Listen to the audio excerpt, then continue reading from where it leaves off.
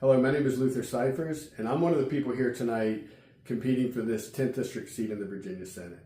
I wanted to shoot this video because I know you guys are going to have some time to pass while you're waiting to vote, and I'm only going to have about 5 minutes for my introduction speech. And I know a lot of you haven't heard my message before, and I can't really get that in 5 minutes. So I'm hoping that while you're passing some time, you can hear what I have to say. I hope you'll please watch this video to the end. And after that, you'll have all the information you need to decide if I'm somebody that you should be voting for tonight. And all I would really ask at the end of this is that you vote your conscience. So first off, a little bit about me personally. I'm a family man. My wife Anastasia and I have 5 children. We have 1 grandson out in Bentonville, Arkansas, and we have another grandson that'll be here in March. I'm a Christian and I'm a conservative. Those are the value systems that have defined who I am as a person. That's the value systems that have shaped my worldview, and they're also the principles that guide my decision-making process. I am a 5th generation Virginian. I've lived in the district my entire life, growing up in Amelia County and living for the past number of years in Prince Edward County. And I'm entering this race not as a seasoned politician, but as a seasoned entrepreneur. So what I lack in political experience, I think I more than make up for in real world experience. And frankly, this seat is to represent the citizens of the 10th district, not to rule them. So the idea that a politician needs to have a higher perspective than the people that they represent, I can fundamentally disagree with. I think our founders fundamentally disagreed with that.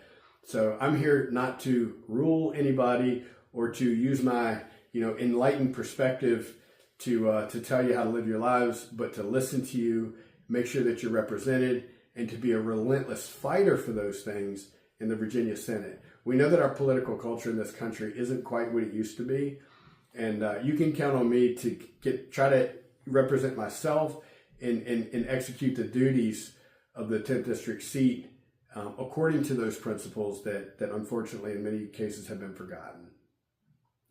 And essentially, if I were to summarize why I'm running, it's to restore the trust, the power, and the authority to the people of the district and ultimately to the people of the Commonwealth.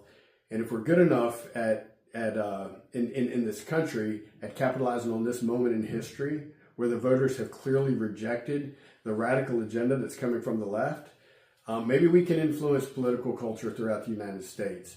What I do know is that the best way to guarantee failure is to not try. So I'm running for this seat, not only to pass legislation, that's part of the job, but the other thing that I want to do is I want to be a culture warrior within Virginia politics. I know how to lead. I know how to lead by influence. You don't need authority to lead, and clearly there's not a lot of authority in a Senate seat, but you don't need authority to lead. What you need is clear eyes. You need to have a clear vision. You need to understand the principles that guide you and that guide your decisions. You need to articulate those to other people. You need to appeal to their own principles, which I think there's a lot of good intentioned people in this country and in the government in general. But I'm willing to be the person who will stand up, say the things that aren't being said today, and try to see if we can get back to legislation that prioritizes the people instead of legislation that prioritizes perfection through regulation. One of the reasons that I think I'm uniquely qualified to take your perspective to the Virginia Senate is because I have lived at every station of life in pursuit of the American dream, from being a 10-year-old kid working in tobacco fields to earn some extra money, to being homeschooled. I'm 50 years old, so back then homeschooled meant, to a lot of people, that meant uneducated. When I took my first manufacturing job, which is a very entry-level position, I had to get a GED for them to even hire me because I didn't even meet the basic requirements for this minimum wage position. But through that company, I learned leadership. I learned that I had a technical gift, eventually worked my way into engineering. Even in the engineering department, there were engineers that didn't want me there because I didn't have a degree. So it doesn't matter what station of life I have lived in, I've always met resistance going into it. I've always had people tell me I wasn't good enough and I didn't understand or have enough knowledge or experience or whatever it was. And frankly, they've always been wrong. And I think for the people who are saying that I don't have enough experience for the Virginia Senate now, I think they're wrong as well. I don't think we need more of the kind of experience that has created the problems. If we needed that, we wouldn't have elected President Trump. President Trump's an outsider. He's an entrepreneur. He understands how the real world works, and he knows how to get things done. And that's why he's been so effective. That's why he was so effective in his first 4 years. And the plan that I'm seeing coming out of the administration now, I think is going to be exceedingly effective for the next 4 years. So, yeah, I grew my career up to engineering. And then in 2009, I was still living essentially paycheck to paycheck at the time. I took about between $1,000 and $2,000. I can't remember the exact number that I had, and used that to start a company called Yak Attack. It was a hobby business in the beginning. Started in my friend's basement with the same kind of tools that pretty much every guy has in his garage, and ended up from 2009 until 2021. Built that company up to over 60 employees. Actually, today we employ over 70 employees, and in 2021, I sold 80% of that business and have redeployed most of that capital here locally in what I call impact investing, things that directly benefit the community.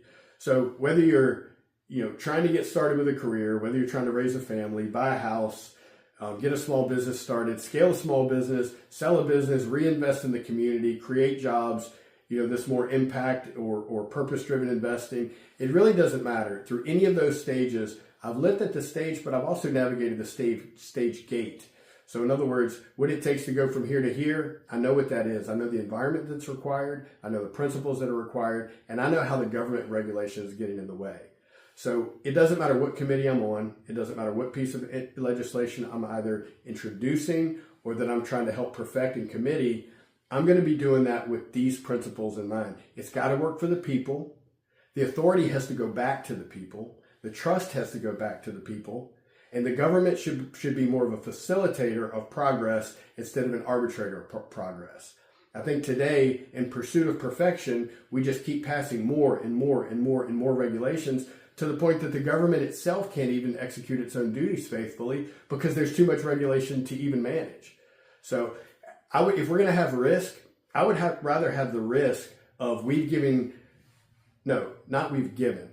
respected the God-given liberty that the people have, as opposed to the risk of we've got so much regulation and so much legislation and so much control over people that we violated our constitutional commitments, that we violated the principles that our founders intended for this country, the brilliance of this inspired experiment. And if we can do that little by little, one piece of legislation at a time, we can absolutely turn this around.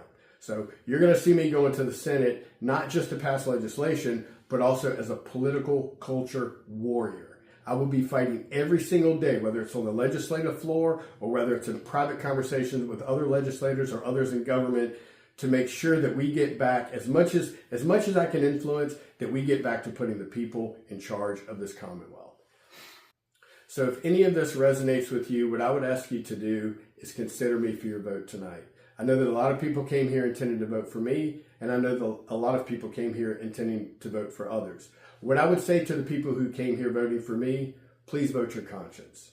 If you've heard something on this stage tonight, or if you hear something on this stage tonight that makes you think that doing your constitutional duty means voting for someone else, you have not only a right, but you have a duty to do that.